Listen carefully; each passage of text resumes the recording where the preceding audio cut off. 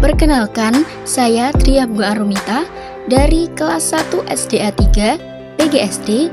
Saya akan menjelaskan materi tentang perkembangbiakan tumbuhan.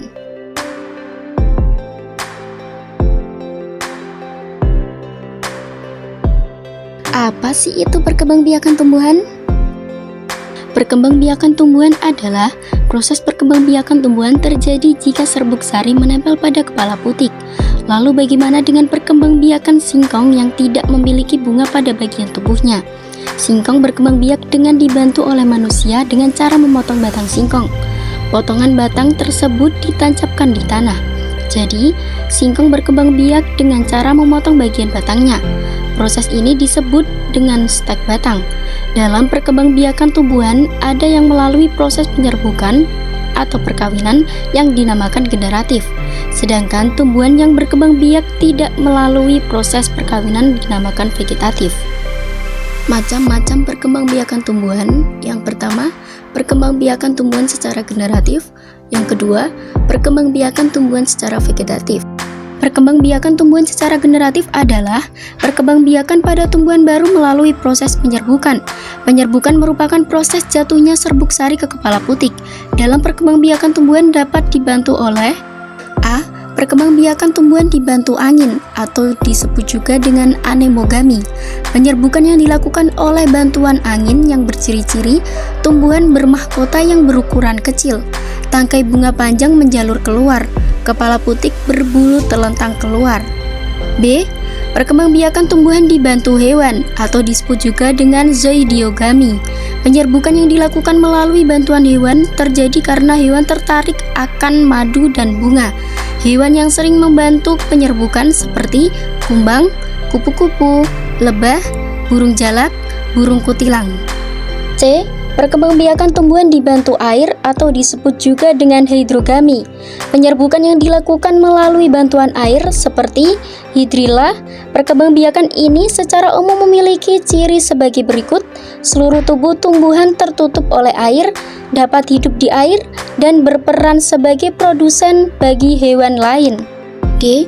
Perkembangbiakan tumbuhan dibantu manusia atau disebut juga dengan antropogami.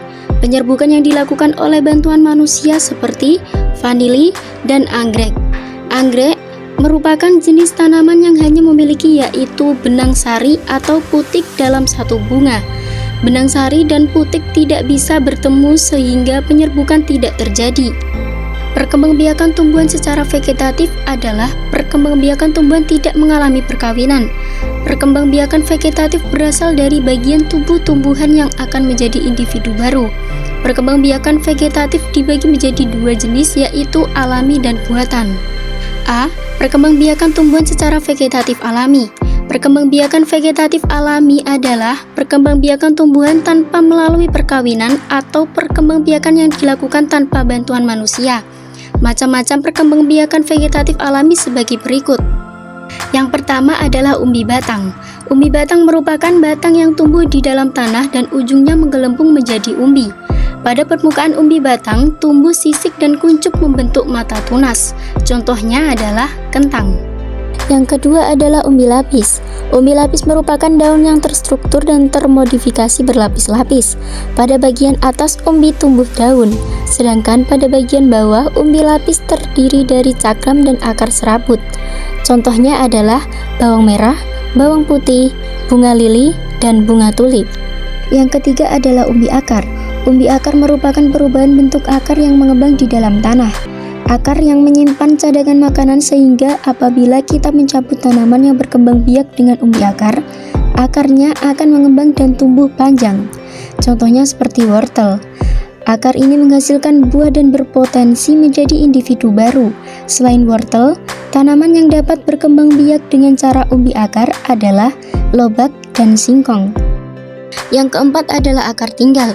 Akar tinggal merupakan batang yang seluruhnya terletak dan tumbuh menjalar di permukaan tanah. Tunas tanaman baru tumbuh dari ketiak sisik setiap ruas akar tinggal.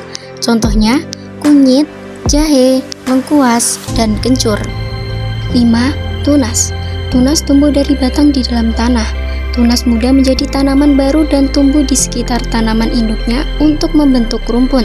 Contohnya adalah bambu, pisang, dan tebu.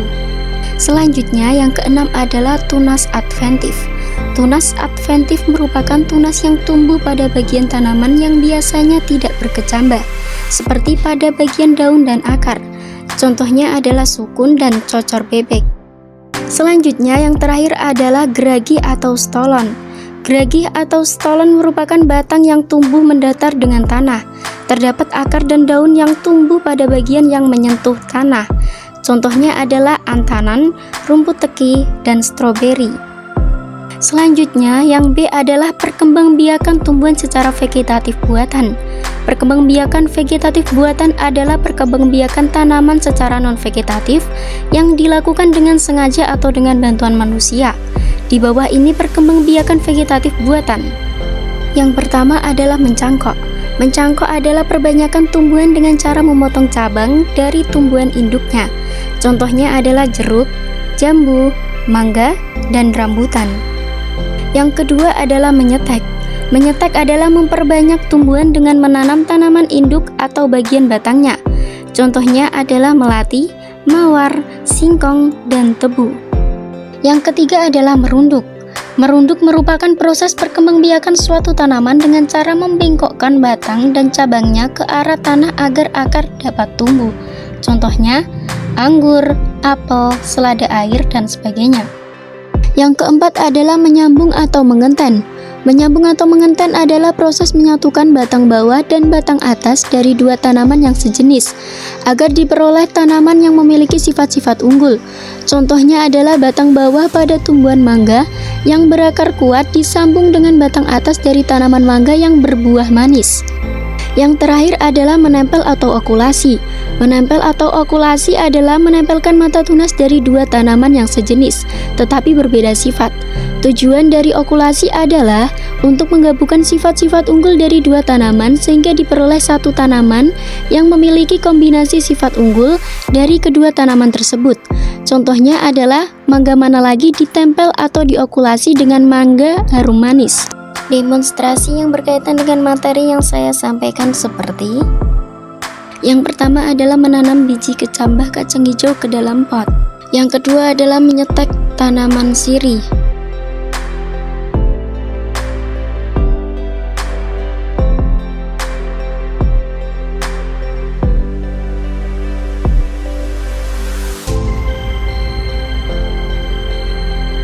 Pesan dari saya adalah tumbuhan memiliki kemampuan yang luar biasa untuk berkembang dan beradaptasi. Apa yang kita pelajari dari pembelajaran materi ini? Pesan saya terakhir, jangan lupa setiap tumbuhan kecil dapat tumbuh menjadi besar dengan perawatan yang tepat. Begitu juga dengan impian kita, jadi semangat untuk belajar terus agar semua impian yang kamu inginkan terwujud.